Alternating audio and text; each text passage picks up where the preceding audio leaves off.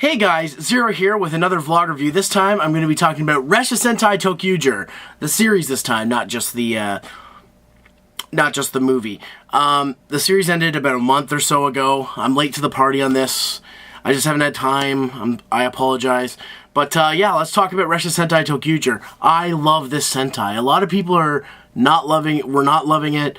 Some people were mixed on it. Personally, I love it. It's a little slow to start. The first few episodes seem to be mostly all about right, but that's fine. It eventually shifts away from that. But yeah, I really enjoy this series. I really enjoy the characters. I enjoy the journey they go through. The villains, oh my god, the villains. Talk about complex villains. If you've ever wanted a complex set of villains, ToQGer has it. I wasn't a huge fan of the train motif when I first heard of the idea. I was also just coming off of ToQGer, which was also an amazing season. But ToQGer, personally, I just really enjoyed the ride. Where it's one of my favorite Sentais. It's highly underrated. A lot of people don't like it, but it's really good, and I'll get into my reasons why. So let's start off with the characters. So we've got the ToQGers. We've got Right, who is our Tokyo Ichigo, or Red Ranger. He has a lot of imagination. He has a Goku-like appetite. He's hyperactive. But at times he can be serious when he needs to be. He's very much one of the more hyperactive Sentai Reds. He's a little childish, but they're all kids, spoiler alert. So that's okay. They have to have imagination to use their powers, and they all use different trains and whatnot. And then there's Takachi. He's the Blue. He's our Sentai Blue. At Tokyo 2 or Tokyo Nigo, whatever. And he, personally, I like his character. He's a spaz. He's more of a comic relief kind of character. He's kind of really nerdy. He's nerdy in the generic sense, not the literal sense. So, excuse me. Real Canadian water. And he has his own storyline where he likes Mio, and a promise he made with Akira, which is a big part of the story, and he has a big role in the story. Right also has a big role in the story, but I'll get to that when I talk to other characters, so it's going to be kind of cut and dry. We have the Green Ranger. I never remember his name. But he's the serious one. He's the one who's calm and collected. He's the one who often tries to get the team to do plans and whatnot. And he very much clashes sometimes with Right, because Right wants to just go in there and smash everyone up, and he's like, no, we need a plan. He's also kind of hard to read. A lot of the times the other ToQGers think they're pissing him off, and really they're not. That's just the way he is. He just looks annoyed. So yeah, that's interesting for his character. He plays a big role in really finding new ways to help the team. He's not nearly as important as Takachi or Right to the story, but he has his place. And then we have Mio, who's our Yellow Ranger, and she's actually Tokyo 3. And a big part of her plot, of her character development, is based around love, not just romantic, but family love. She's the stereotypical love character, so we had to have one of those, right? So I think she's a great character. I think she worries about the gang probably a little too much, and she actually has the lowest amount of imagination power because of how adult-like she acts and how responsible she is, I guess. I don't know. It's hard to explain. But, yeah, she's important to the plot, too. She has a lot of personal episodes to develop her character. So yeah, I like Mio. And then we have, oh my god, why can't I remember names right now?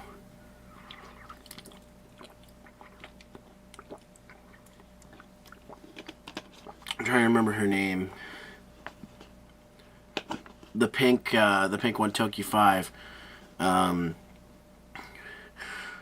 I can't remember her name right now, but she's the baby Spice of the group, if I can make that clear. She's kind of she's very very stereotypically little girly. Don't take that the wrong way, guys. Come on. But she her big arc is learning how to do things for herself. Like she wanted to bake a cake for Mio's birthday. She had a couple episodes on her own. There's not a ton to say about her, but she has actually so much imagination that she can overload, and that happens actually early on in the series. They don't bring it up too much more later on. I kind of wish we would have saw more of it, but that's how it is. And then we got Tokyo 6, Akira, who used to be a part of the Shadow line, but defected because his shadow ability was to cause bad weather. And because people were like, oh, I can't go out into the sun and play, I guess I'm just going to stay inside. Really kind of a shitty shadow monster, but he felt so bad about doing it. Like, even though, like, it's just rain most of the time. It's just Rain Man. I don't know why Rain Man. I don't know why it's deal, but, like, it hurt him. Like, he's like, oh, I'm ruining people's day, sort of thing. Like, it's just fucking rain. His backstory is so hilarious, and he's serious most of the time. He also the big reason he decides to defect is because he sees rainbows and he decides he's going to protect rainbows. His catchphrase is "This is where I'm going to die," because he's like he feels like he should atone for his quote unquote sins. And he becomes a ToQGer because he just fits the role perfectly. He provides the team knowledge about the Shadow line and and helps them get into the Shadow area. He actually at one point makes a deal with one of the villain characters, and in turn he has to turn his back on the ToQGers who he'd called friends. So it's kind of a deep character and an interesting part of the show. I'm glad we got, not only that, he's an Orange Ranger. We don't get too many of those. So very interesting 6th Rangers. That's what I like to hear, and I bought both the changers. So so let's talk about the villains. First we got Schwartz. Schwartz was a very first of all the villains, they have this like dark steampunk thing going on. Schwartz is very by the book villain.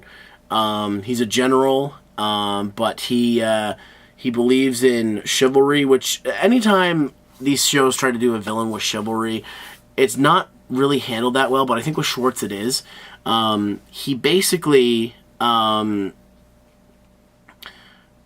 would do anything at the start of the show, would do anything for the Shadow Line and its leader, but as time went on and the leader started doing things like the way he didn't agree with, he started to defect and sort of went to fight the Shadow Line on his own.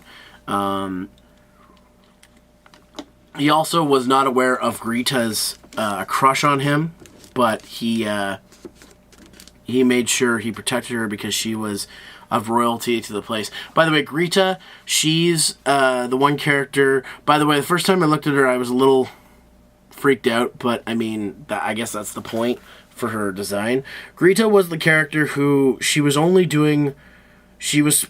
supposed to marry Lord Zed. And yes, his name is Lord Zed. That's the name of the villain. But he's not like the Lord Zed we all grew up with. It's with one D. He only has one D. He doesn't have two. Anyways, she's supposed to marry him, but the real plan is to overthrow him and take his place as the ruler of the Shadow Line.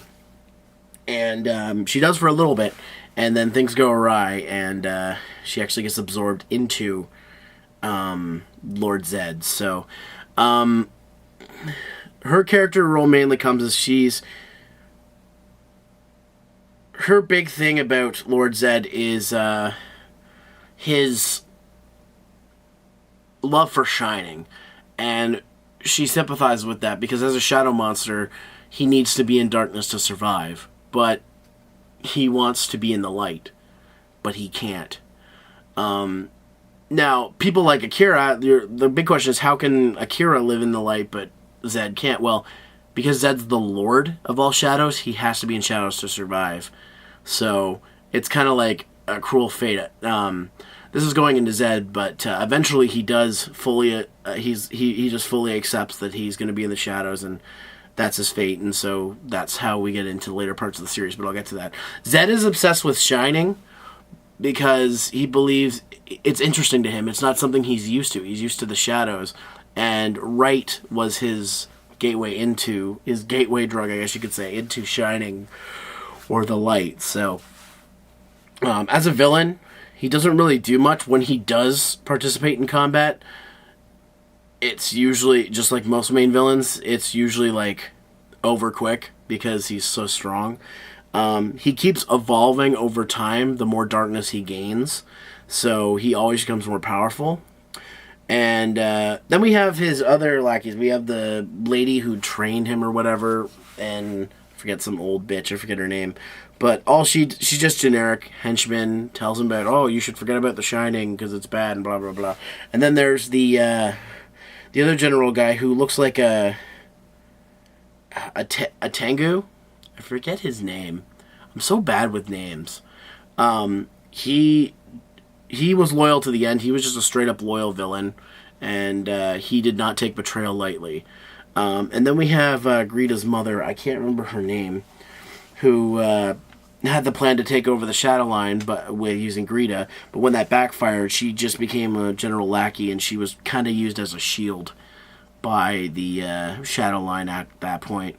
So she basically, her life was on a thread from the time being. There's not a lot to say about her, but her whole backstory, it has to do with when Greta died. She kind of died inside too, so she would trying to plan her revenge as soon as she could. So, and it ended up backfiring, unfortunately. So, the villains, I'm trying not to say too much because I want people to watch the show. The villains are fantastic. They have so much character. Not that the ToQGers don't have character either. It's just in smaller bits, where the villains, it's very upfront with them. Also, gotta say, the foot soldiers, the crows this time, look friggin' badass. They're just like dudes in like black leather suits and what do you call them? Not fedoras, but they're kind of like fedoras, black hats. They look fantastic. They must have cost a lot of money, like a lot more than normal foot soldiers. Because I'm used to seeing foot soldiers that are just like a morph suit with like some squiggles on them. Or the putties. Like those aren't expensive suits. But this time they like have like went all out on them. Like they're crazy. So yeah, that's the villains. And then we've got the head, like the conductor of the Rainbow Line and his little puppet guy. They're creepy. And then you've got the I don't know if she's a robot or what, but she's like the little helper lady, and she's kind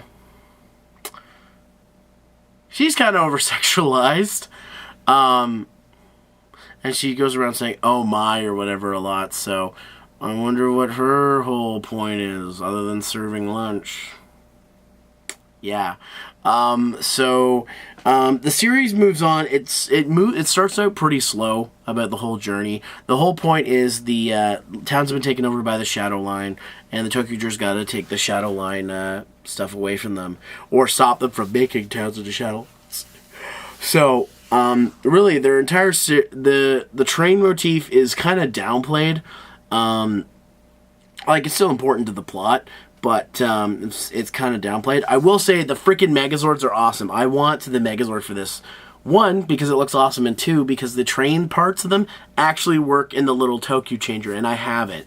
But I only have one train for it right now, so I want to get the Megazord so I can get all the other trains for it, and then get some other trains somehow. But yeah, it's awesome. All the Megazord combinations are awesome. They have the Tokyo, the Super Tokyo, the Super Duper Tokyo, and then the Tokyo Rainbow, and I'm sure there's a bunch in between there that I'm missing. But like the naming is just it. Here's the thing that I'm going to get to here. ToQGer is very much a comedy series. It's not as outright gag comedy as something like maybe Car Ranger or Go-Onger, but it's very much a comedy series that, even though it is a comedy series, it still has serious moments. There still is a point. And I think a lot of people dismissed it because the last series, ToQGer, was zany, but it wasn't really like a comedy season. It was just hyper active, and it had a story as well, but the story didn't matter as much. It kind of took a backseat to everything. Whereas ToQger tried to go for like like comedy, and a lot of the times, I'll admit, it falls kind of flat. Not just because it's Japanese and a lot of the jokes we won't understand, but at the same time, just because it's not a form of entertainment that's for us. It's really dumb. I don't want to say it like saying the word dumbed down. It's really toned to kids and the type of comedy that they like. Now, I'm not going to stay here and say that I didn't find ToQger boring at any points. There were little points, but there's a lot more good to say about the series. There's a lot more awesome moments that Sentai usually has, and I think they did a really good job with this. And I just think it's unfortunate because of the motif and because of the type of show it is. A lot of Toku fans don't like that. The average Toku fan likes to have a really dramatic series, but then when you get comedy ones like this or Kamen Rider Foes, they don't enjoy it as much because they can't get into it. And I can totally understand where people are coming from with that. But just like people will say, give Go Busters a chance, I think ToQger deserves just as big of a chance because they did a really good job with the show. While I wouldn't say it's I don't know if I'd say it's my number one favorite. It's kind of hard to pick a number one with Sentai. I haven't seen enough. But it's definitely up there in my favorite Sentais, and I recommend that everybody at least give it a try. If you don't like it, you don't like it. Whatever. That's your opinion. If you don't like it, whatever. But I don't think it deserves to be called one of the worst Sentais, like people say.